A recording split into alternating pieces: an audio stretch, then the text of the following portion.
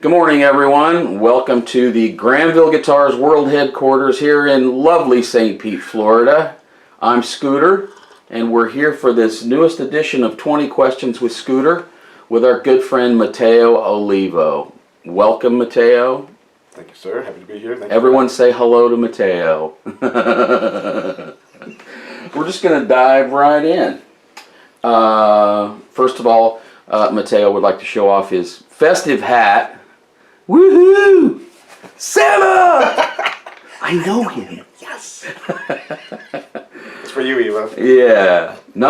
Question number one in this 20 questions. Discuss your earliest musical memories. Probably my earliest would be when I was about 3 or 4 years old in Gary, Indiana, where I grew up. And being in the back of a station wagon with no seatbelt, because nobody had seatbelts back then for kids. That's crazy. And hearing my parents put on the Oldsmobile factory 8-track that came with the car, but it had killer music on it. Chicago, all the old nice Motown cool stuff. So I just remember being in the back of the station wagon and hearing all this cool music and looking around at cool junkyards of rusted cars and tractors and the steel mills and the smokestacks, and just going, man, this is cool. Life is good. So I think that was an influence on me early. Who or what compelled you to pick up a guitar? It'd probably be when I was in probably like 9 or 10. I was listening to a lot of, it was on the radio at that time though, but it was cool, like Styx, even some AC/DC, and I was always doing the air guitar in the mirror with the tennis racket, going, yeah, this is cool stuff, and it just spoke to me. And guitars seem natural, just want to. So probably those guys, those bands, a really cool time. I think everyone's done the tennis racket thing. Exactly right. At one point or another. Who was, and this may be a two-part answer, who was then, and who continues to be, your main guitar influence? It goes back and forth. Probably the usuals, most people. Hendrix is, a lot of Stevie Ray, The Edge from U2, David Gilmour, and then a lot of blues guys. Howlin' Wolf. Just a little bit of everything, but mostly just anything with a feel, just like what they get, the most they can have is that one note when they bend it and just, Right. But that's really what I gravitate towards more. Okay. Have you ever been influenced by non-guitar music or players, keyboard players, drummers, horn players, that kind of stuff? I don't know. That's a great question. Of non-guitar playing music. Growing up, I guess just vocals, the Motown vocals, and the harmonies, and I since I wasn't really a singer, I would hear those and want to go, well, how can I put that to guitar? I started thinking that's how you can get how I could sing is through the guitar and not through the vocals, because I wasn't really into that, but. Right. Well, for me, when you talk about vocals, I came from a pretty white bread background, but you put on those early Carpenters records with those amazing multi-track harmonies. You hit it totally, because that's, Karen Carpenter doing that stuff, and her, the character in her voice and how she sang, that goes kind of, in the 70s, that was awesome. Yeah, so I would definitely. Yeah, she was a pretty respectable drummer, too. I didn't know that. Yeah, a lot of people don't know that about her. She was fairly respected, but, not so much in the drumming community, but she was a pretty decent drummer. That's cool. Describe the local music scene where you came up, and what I mean by this question is, when you were first becoming a musician, you'd gotten past the garages and parties, and you were starting to play gigs with other musicians with some sort of a serious eye to it. Describe where that was and what the scene was like the clubs, the other musicians, Okay. what you were playing, that kind of thing. At Give that, us a picture. Okay, cool. At that time I was in Memphis, and I was in college, my first year of college, so I was 19, so it was like 1990, around that time, right before Pearl Jam hit, right before Grunge hit. I was in a band, we were playing the clubs around Memphis. We just started off as a cover band, playing bands that we listened to, Faith No More, playing a little bit of punk, playing a little bit of everything, mixing it in, just partying, but we were still serious about it. And we would like to we'd put on shows. We would dabble in kind of like the early Chili Peppers, Freaky Styley, when they used to come out with no shirts on and paint, glow in the dark paint and crazy stuff. And we'd have black lights in the club, and the whole club would be black, and we'd be the only ones, dark, and we'd be jamming, that kind of stuff. But that was probably in early 90s. Then I guess when Grunge hit and Pearl Jam hit, I think people started taking note more of live music, of bands. It seemed like there was a resurgence, right, during that time, maybe. Right. And where we progressed to more of like melodic, we were tapped into our roots of metal, with also our roots of blues, being in Memphis. So it was kind of like a cool mix. So we were, the songs that we were writing, we started writing them, and it's kind of like a mix. We were called a mix of Pink Floyd meets Metallica. Nice. It was really, really, but there wasn't really Memphis wasn't a big market. There wasn't not a lot of bands were coming out of Memphis, especially with that type of feel. So we knew that maybe our chances to go big and be successful with that was slim, but we just did it for the fun of it.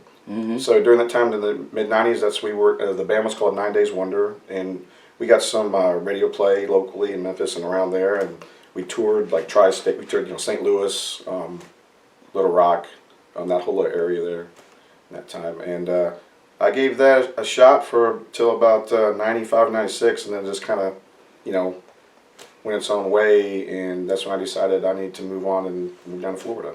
So. Cool. Yeah, I would argue that, I've kind of got, personally, I have something of an attitude about grunge, but I would argue that it was an extremely positive thing for two reasons.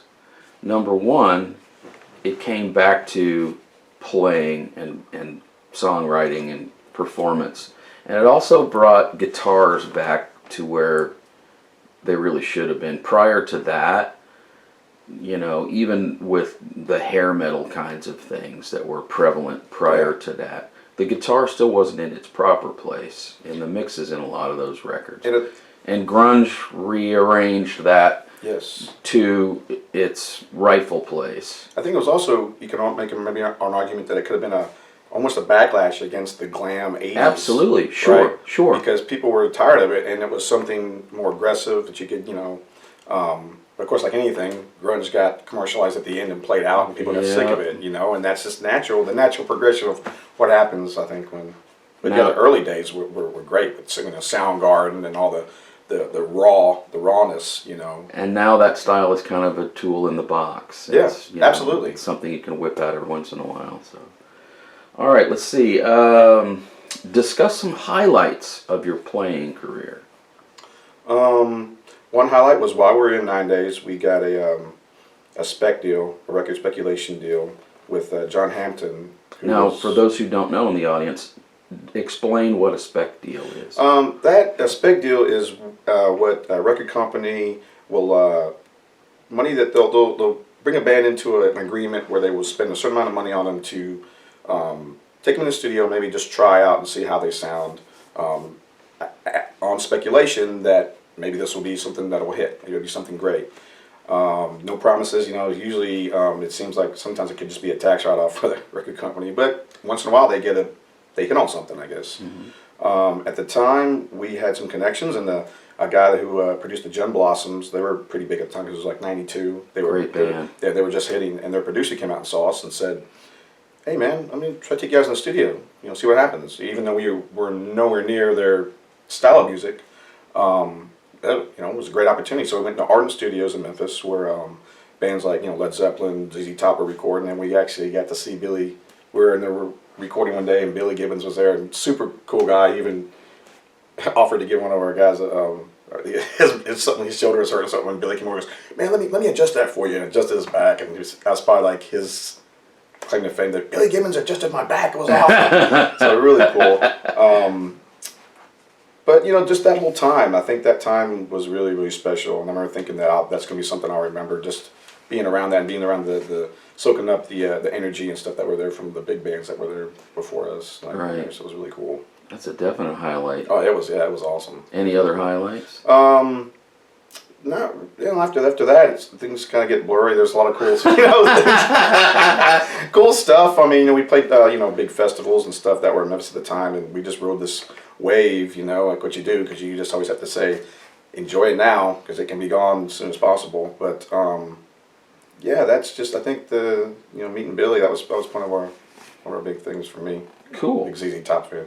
Yeah. Love it, man. Love it. Gotta respect the top. Absolutely. Mateo, are you proficient on any other instruments? Not at all. Just guitar, man. Nothing at all. Just guitar. Yeah, and I don't even consider proficiency on guitar one of my things. I get lucky. I think I always tell people lucky that. I just enjoy playing. I think maybe the passion I feel and share, and hopefully that radiates when I'm playing live to people and friends is what they pick up on, rather than, wow, man, you see what that scale that guy did? Because I'm scary how much I don't know. So, talk about a turning point in your career, and to expand on that question just a little. A monolith, in other words, something that happened, there was before and there was after, very clearly separated by this turning point, some kind of event in your playing career that... Well, it might have been the time I just aforementioned where we were in Art Studios, because that's the time when it really hits you that before it feels like we're just playing, having fun. It was just, you didn't even know people were paying attention. But when you get there, you're like, okay, well, maybe there is something here, So I think it really gave me something inside to say, I should pursue this even more now. Maybe there's something into it. Maybe there's something to tap into. Excuse me. So that's when I really, started to get more serious, I think, about, playing and really sitting down and listening to myself and listening to stuff and trying to, be a better player. Right. During that time. And it's carried over, so that it kind of seems like a late start, but actually we were pretty young at the time, so we're in our 20s. Right. Excuse me. You all right? Yeah, I think so. Must be that. It's good coffee. That's what it is. Yeah. Kicks in. I love it. Sumatra. Sumatra.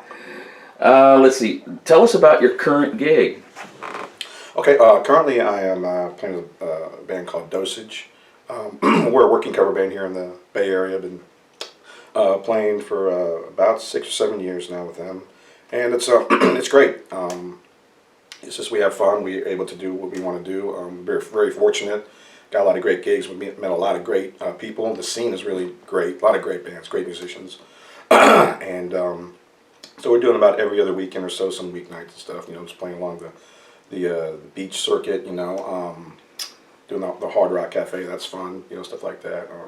Who else is in Dosage with you? In Dosage would be Sean McDonald. He's a singer, guitar player. We have Richie Ritter on drums. He's played in various bands over the years, and Julian Simonelli on bass, and he's played in a lot of different bands around, so I'm sure a lot of people might know those guys. Sweet. Yeah.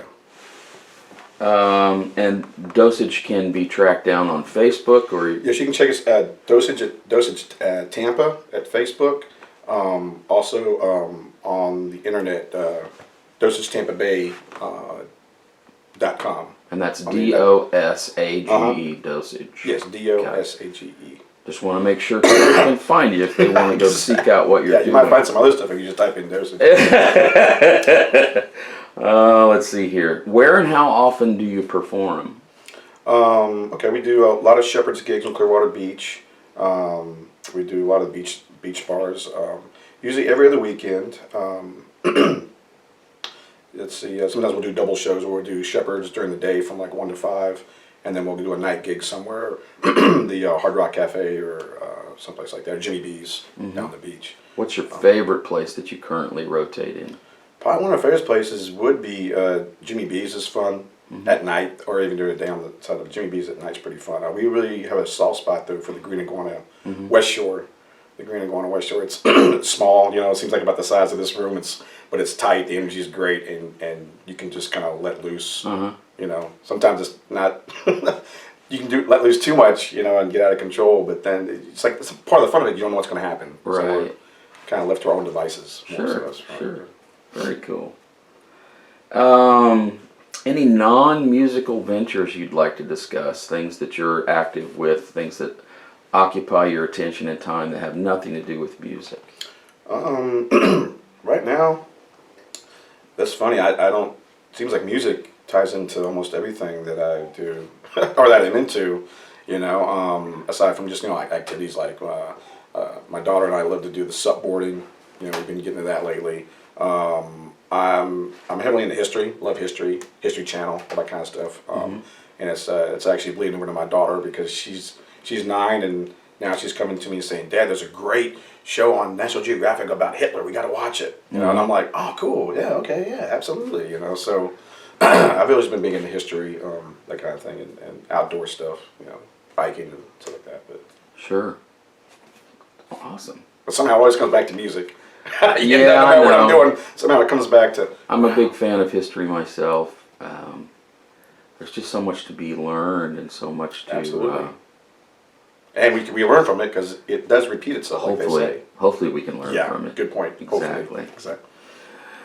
Let's see here. Discuss your practice regimen. I don't practice a lot. I don't practice half as much as I should. I really need to do that. Thanks. But when I do, I just go into I have like a man cave jam room type of deal, and I just go in there and you just put on the amps, put on some music.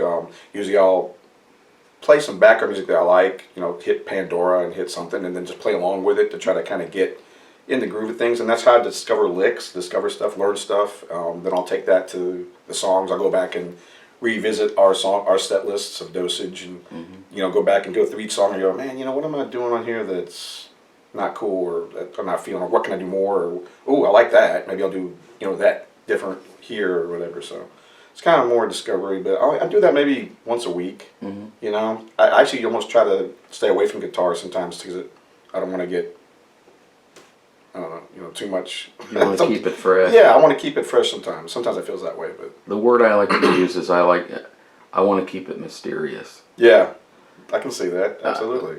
The players sometimes players, not all players that do this, but sometimes players that completely immerse themselves in the instrument in this, what I view as a futile quest to understand everything about it, are missing the point sometimes. Yeah. Not always, but sometimes. Yeah. I mean, to me, I like for the instrument to remain a little bit mysterious.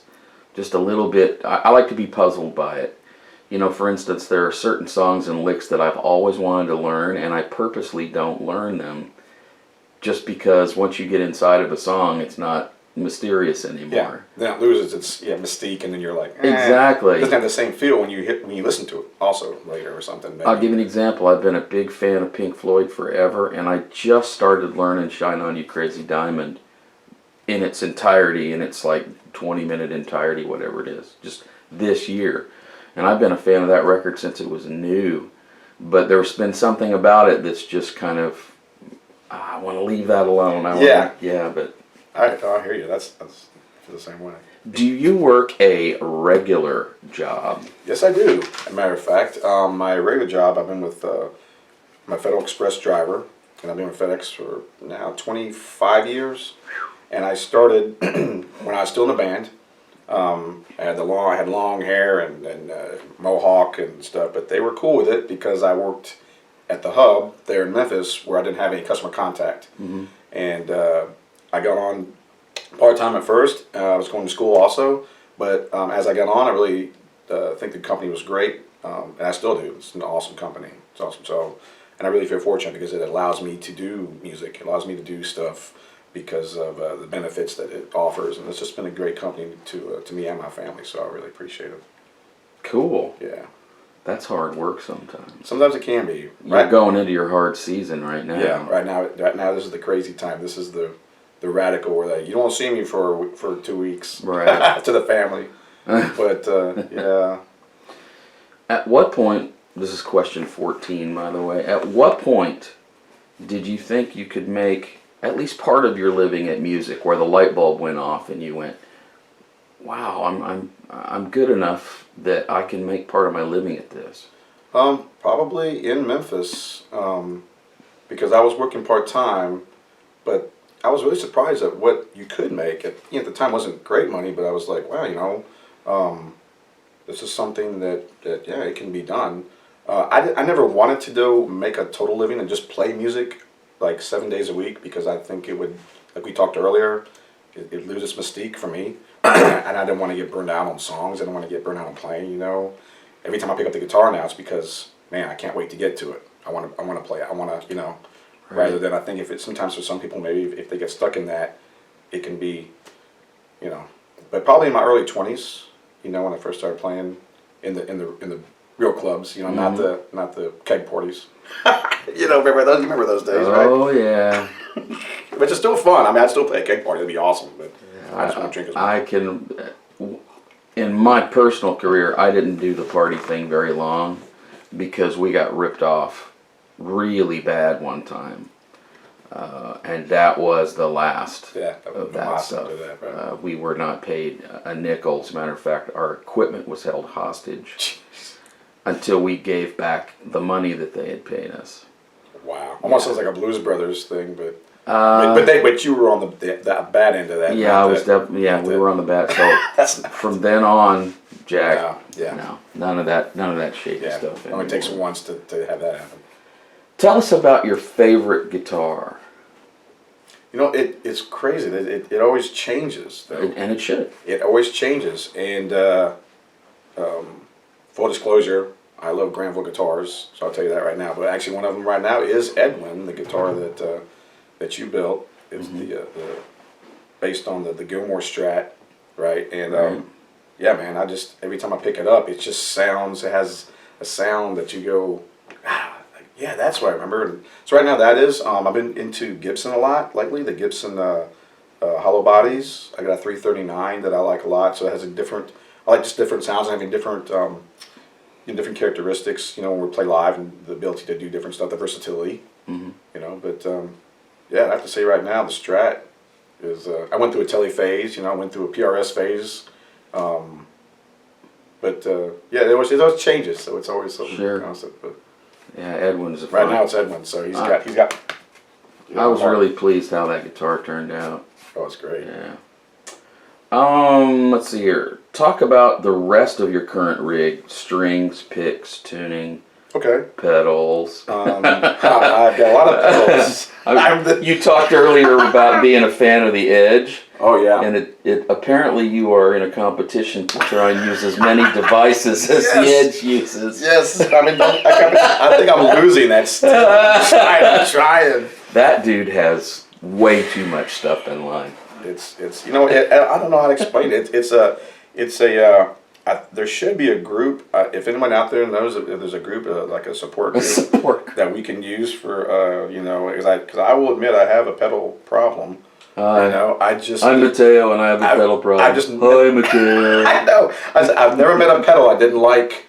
So I don't. But right now I've actually gotten the pedal situation kind of more under control. I've been taking just a nice modest board out.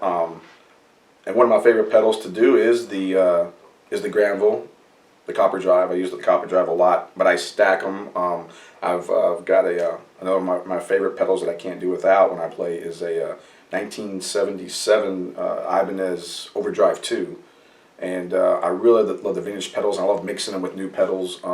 Pedals to me, with a tube amp, it's just you can't replace it. And there's always a magic or something that happens. I think with the tube amp and the way they work together, it's just amazing. So strings, I use a 10 gauge. I like those. I tend to break strings all the time. I play way too hard. I think I hit it just too hard. I'll probably break 11s. I should probably go to 11s, but I think that's going to be my next step soon. Picks, I like the really thin Tortex picks. I like them almost. I don't even know the gauge of them, but they're the red ones that are just really thin because I love to do the full strumming and do a lot of fast stuff. Yeah, it's like a 60, I think. Is that okay? Yeah, because I love having that. The play for me works well when it plays, but I know some guys like the opposite, where it's totally just. Yeah, that's it on the picks and strings. By amps. Amps, oh gosh, dude. How much time do you got? As much time as you want, man. That is part of my collections is vintage amplifiers. I love collecting the vintage Marshalls. I have a collection of celebrity amps too that I and you gig with these.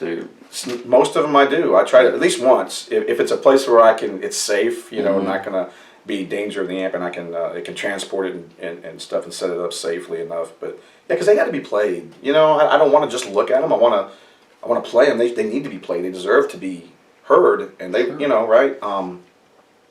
So a lot of the old right now I've been doing a lot of the late '60s plexis, and lately Marshalls has been where it's at. I know the one that the Mojo Tone kit that you built. Mm-hmm. I've been using that a lot with the little the 45, right? The GTM 450. I know. I don't always end up with the. I need to build another one of those. Yes, you do. That is such a cool. Just don't tell us about it, so we don't. That's the problem, I like to have when I build this stuff. I like to have it around me. I like to look at it. I like to plug into it and use it. Until Donnie or I show up. And someone wanders in and goes, "Oh, dude, that's cool. How much?" Oh, God damn it! Why are you doing this to me? We lovingly refer to you as the crack dealer, locally of equipment, and we love it. We just come back for more. It's great. That's fun. What one piece of gear would you say is essential to your playing? Every performance you have to have this thing, whatever that is. Probably as far as for me, it'd be a tube amp. Any amp, I don't care if it's a 5-watt tube amp or just something. I just the warmth of the thing. Anytime I want to play it, it's got to be for me a tube amplifier. That's really it. I mean, believe it or not, I can get by without pedals. I've done it before, but a must-have is probably just a great tube amp because I think you can get any sounds you want out of it. You want it dirty, crank it up. You want it clean, roll back on your volume. And you can kind of finesse that. So I just think it's a beautiful thing. I love it. Well, it helps if you've got an EMG preamp on board too. Yes, it does. Yes, it does. The daylight. And where can we get those? Granville Guitars. Salud. I can help you with that. Salud. I can help you with that. Yes, sir. Well, it's just it's nice to have. I call those guitars that I assemble primarily with. For those of you who don't know what we're talking about active EMG preamp electronics. I like to dial in a guitar with an SPC, which is their mid-boost control, as well as an afterburner, which is just a straight, clean boost. And I like to call those kind of guitars jam night guitars, because you can literally go out to a jam night, plug into any amp they've provided, and pull it off. Yeah, you have a plethora of stuff that you can do anything that they're like, how is he getting that out of... Yeah, absolutely. And that's why I'd say Edwin's definitely... Yep.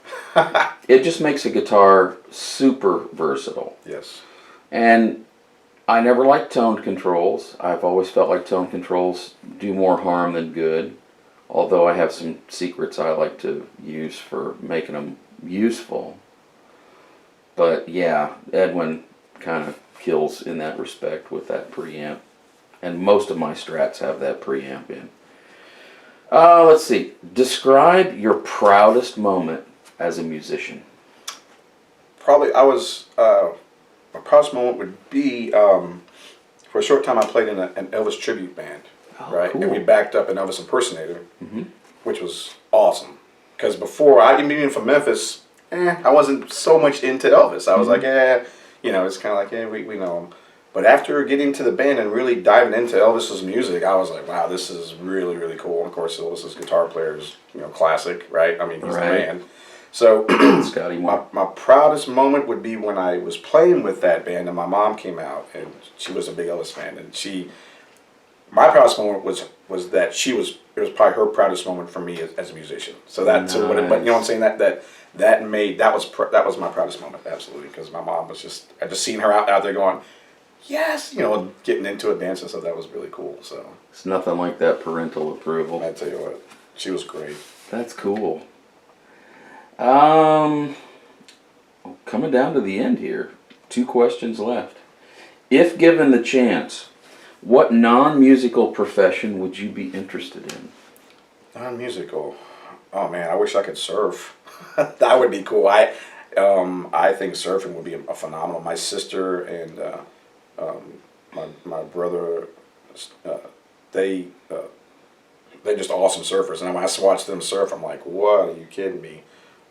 My sister's husband, Josh, is just a phenomenal. I mean, these guys, when I visit them in Hawaii, wherever they are, I'm just staying on the beach going, ooh, and you wish, I was like, oh, that would be cool, So maybe they do the same thing when they go out and see bands. They want to be musicians, so it's kind of like The thing that fascinates me about surfing is that unpredictable nature. Absolutely. Of it. You have to excel at something that cannot be planned for.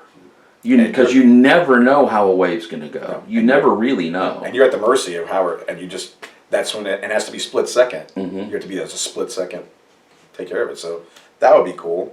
And another thing, I guess another one too that would be a second is I think serving our country. I have a lot of respect for soldiers and anybody in the military, armed forces, and I look back and I was like, that would have been something. If I choose another career path, I might have gone that way too, because I just have the highest respect for them and what they do, and no matter what branch or what service it is, it's just just really that feeling that. Cool. Yeah. Very Right. cool. So, Man, we just whizzed through this. We're already to question 20. What artist who was legendary and important and beloved by most people in general do you just not get? Now, this is not somebody that you hate. Okay? Exactly. You can still. That's like them. different. You recognize their artistry and their accomplishments, but you just sit there and you go, God, I just don't get it. What's so special? What's so special? Yeah, exactly. I don't know. I can see. I'll give you an example. For me, my current answer is Jack White. I just don't get it.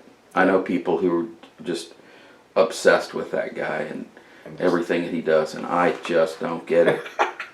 I could see that. Yeah. I don't know. When I think about that, off the top of my head, I go back to some classic stuff. Like I never understood a guy like Lou Reed or Iggy Pop. Those kind of things. Maybe I've recently watched some stuff on them, documentaries and stuff, just to understand it, and I can appreciate it. But especially when I listen to Lou Reed, I just don't get it. I'm like, okay, Walk on the Wild Side's fine, but I don't know. Maybe it's like I guess it's like art though, right? I mean, you'll see a painting that you're like, I don't get that painting, but yeah. Lou Reed would also be on my list as being one that musicians in particular. I don't know that there's a high number of just listeners who aren't musicians. That are Lou Reed fans. I could be wrong about that, but it seems to me like it's a musician thing. Yeah, maybe. Yeah, I mean it's right. And then I still. Who's mentioned more often than anybody on that question? Bruce Springsteen. Really? Yeah, I never realized how many guitar players don't get Bruce Springsteen, and that kind of. That was me. That fascinates me because he definitely would not be on my list of those. Yeah, I can totally not. That is. I mean, that's interesting. There's few experiences in human experience, if you will, like a Springsteen concert. There really aren't, even if you're not a fan of the music. I mean, it's like a gospel revival. I guess maybe if you look at it 2 different ways, because some musicians look at it like whether how intricate the music is or how, maybe, I don't know, but he looks at like a Springsteen for what he is. I mean, dude, he comes out and he gives you 200% every night, and he's been doing it for... 50-something years more? I don't know. Who knows? Yeah, that's amazing. A long time. I don't know. It's like, like, what are you smoking? That's okay though. That's everyone. Well, Mateo, that is all 20 questions. Wow, dude, that's kind of quick. Just whizzed right by. Still not the shortest one, though. The shortest one was 12 minutes. Wow. Yeah. At any awesome. rate, Thanks, once man. again, Mateo, thank you so much for coming by. Thank you, sir. You can pleasure, seek appreciate him out on Facebook with his band Dosage, Tampa Bay. Seek him out. Go out and see these guys play. They're fantastic. That's all we got for this edition of 20 Questions with Scooter. Me being Scooter. If you'd like to know more about anything we do here at Granville Guitars, you can find us on the World Wide Web at www.granvilleguitars.com, or you can seek us out on Facebook, or you can find us at our new blog over at WordPress, A View from the Granville Bench. Thanks for tuning in, everybody. Once again, thanks to our guest, Mateo Olivo. Thank you, man. Thanks, Love man. it, man. Thank you.